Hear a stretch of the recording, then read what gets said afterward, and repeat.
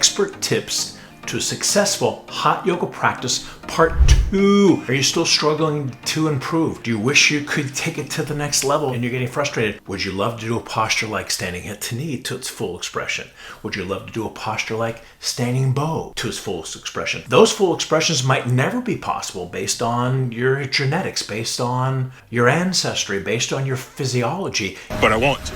The point I'm making is not about how advanced you are. It's about showing up, being present, being mindful, understanding where you are in this moment. And these tips are going to help you to find that wonderful sweet spot. I'm sure you noticed I'm bringing my bling shirt back today into the video. And that's cool. I mean, I'm in show business. What do you want me to say? All right.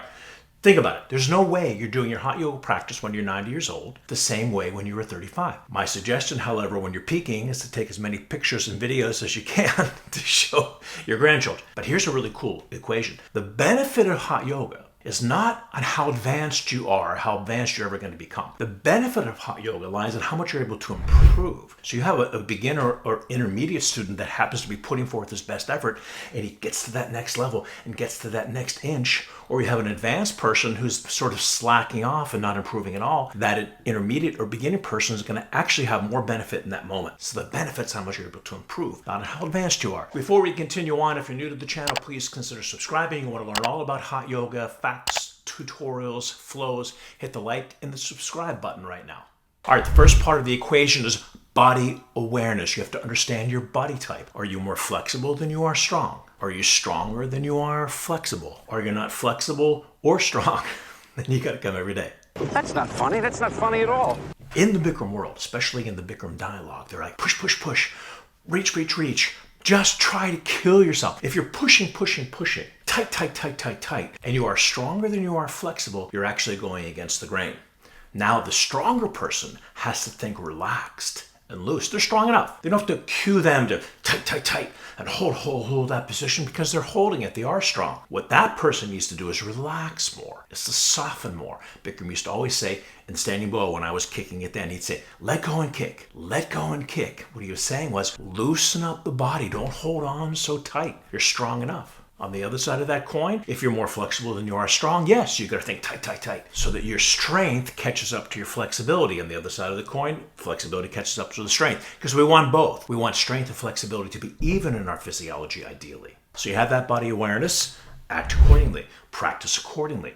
There's a different mindset. A senior hot yoga teacher told me this 35, 40 years ago. They said, take inventory. Understand what hamstring is more flexible, your right or your left. What shoulder is more open, your right or the left. What hip is more open, your right or the left. So you have an understanding of what's going on in your body. So let me put it in practical terms for a pose, for example. Standing head to knee, one of the most iconic poses in the hot yoga world. I feature it many, many times on my channel. Take a look at these videos and you can watch it after you watch this one where I break it down in detail. The average person is right-handed. Therefore, they're right side dominant. Therefore, their left leg most likely is the more flexible leg. So when you're doing standing head to knee, the average person, the average right-handed person, their left side is going to be their better side. They're going to be able to stretch that upper leg a little bit longer because it doesn't have as much strength as the right side, therefore because it's not the dominant side. Now, if that's the case, this is average now, I'm sure there's many, many exceptions. That's the case, your standing bow will be different. Your standing bow, your right side is going to be your better side because that's the hamstring that you're standing on. So that if your left leg is better in standing head to knee, your right leg is better in standing bow. But you don't want to think of it in terms of my right side is better or my left side is more challenged. And you want to think anatomically that the hamstring flexibility of my standing leg on the left side is more flexible. Therefore, that's the better side. Now we're still in part 2, taking inventory. That being said, here's the trick. Your job is to hold the challenge side a little bit longer. Your job is to pay a little more attention to the challenged side and let it catch up. Because I'm left-handed, so I'm left side dominant. Therefore, my right leg standing head to knee was my better leg, was my better side. When I picked up my left foot in the standing bow, that was my better side. So my right side standing bow was the challenge side. I never was able to straighten my leg at my peak on the right side. I was close, but I wasn't able to. Therefore, I needed to pay more attention to the right side, maybe 5-10% more attention, maybe hold it 5-10 seconds a little bit longer, because the problem is we do the opposite. We want to hold our better side longer. We want to exploit the better side because 1, it feels better. 2, we look better to our peers and to our teacher, so it's better for the ego. If you are, however, to continue to hold the better side longer and exploit that better side, your imbalance increases.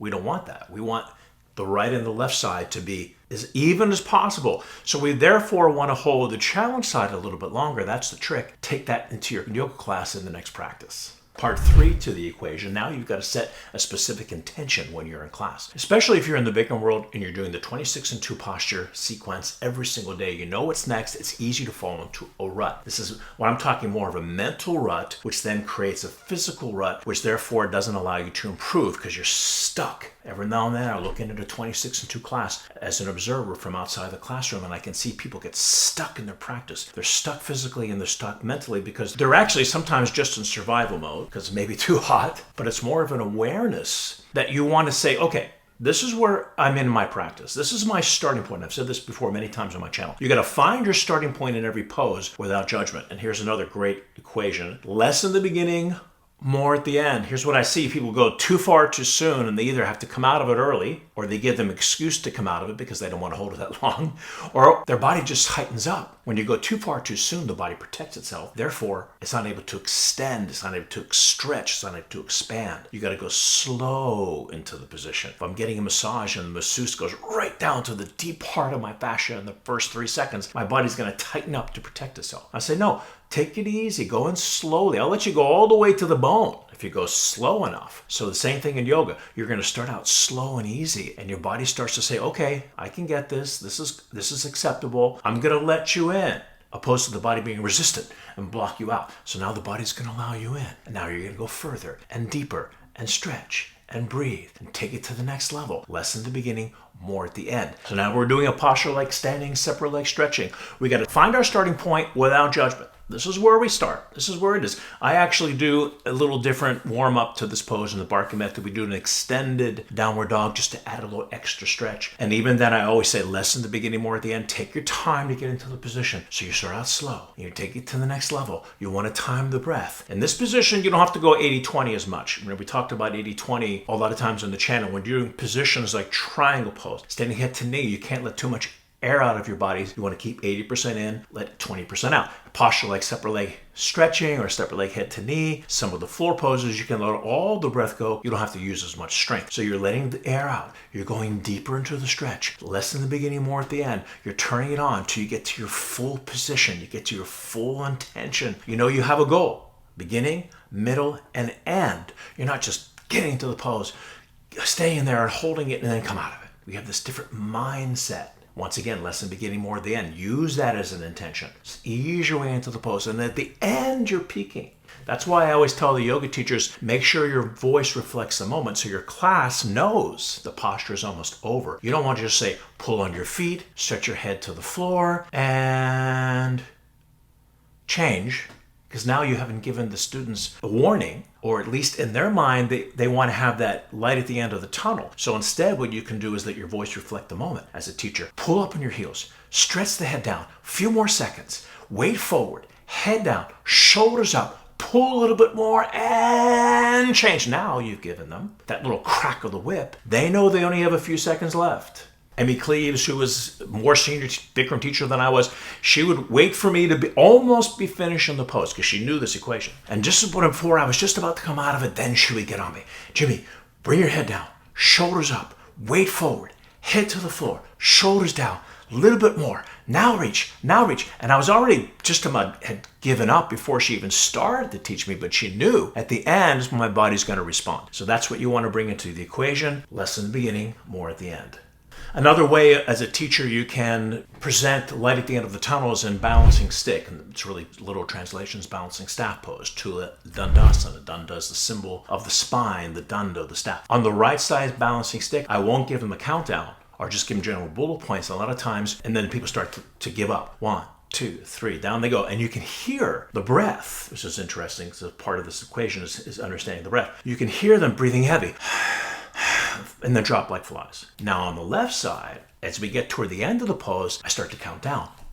5, 4, 3, 2, 1. And guess what happens now? Because they know they have only 5 seconds left. And so therefore, it's an automatic physiological response. They're holding on to the breath. This is where the 80-20 comes in. So they hold on to the breath in order to make it to that last 4 seconds. Now, you don't hear the breathing. It's quiet.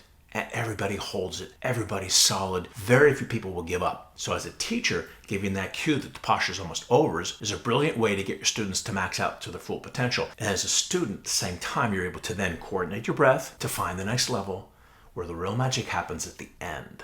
Well, let's sum it up. Body awareness. Are you stronger than you are flexible? Are you more flexible than you are strong? Are you not strong or flexible? It's still not funny. Understanding, having that body awareness, implementing that consciousness, that new consciousness into your practice changes everything. Take inventory. Is my left side standing hip to knee the more challenged side? But is it not because the left side is more challenged? What's happening anatomically is that upper leg hamstrings tighter. Is your right hip more flexible than your left? Is your right shoulder more flexible than your left? In the advanced class, the shoulders play a big part in flexibility. As you get more advanced, that's a big factor. Having that awareness, bringing that to your practice, taking it to the next level. And 3, less in the beginning, more at the end. Set a particular intention. Don't just get in there and just be mindlessly doing these 26 and 2 postures. Or if you're in the Barkan world, the first part of the class is the same. We do switch it up at the end so we can bring a different range of motion to the practice, but it still can be repetitive. So we now have a different consciousness. Every day it's a different intention, and that makes it fresh and new, taking you to the next level. I also wanted to give you an update of live teacher training programs that are happening in 2025. Our next level 2/3 and yoga retreat, you don't have to come for a teacher training program, is Costa Rica, May 10th to the 17th. I'm going to put links in the description below.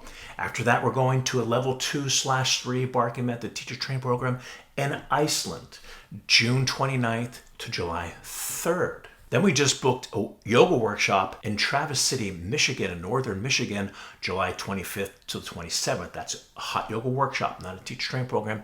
Anybody can do it. Going back to OBX, the Outer Banks of North Carolina, on August 26th. Back in Fort Lauderdale on October 5th for the level 2/teacher training program in Fort Lauderdale. Back to ZURA, Bloom in Bloomfield, New Jersey for a level 1 26 and 2 teacher training program, September and October. I'll put the exact dates in the description below. And then I'm zooming in for weekend level 1 teacher training programs. This is the Barkan Method level 1 training back in Iceland, Selfoss. And I'll be coming back to Selfoss for the very last weekend in December. If you're interested in becoming a Barkan Method teacher training program in any of our live teacher training programs, I put the link in the description below. Of course, the online option is always available for you. Once again, links in the description. So that's our episode for today. Thank you so much for watching. If you're new to the channel, please consider subscribing. Hit the notification bell. You want to learn all about hot yoga, tutorials, flows, hit the like and the subscribe button right now. And I'll see you in the next video.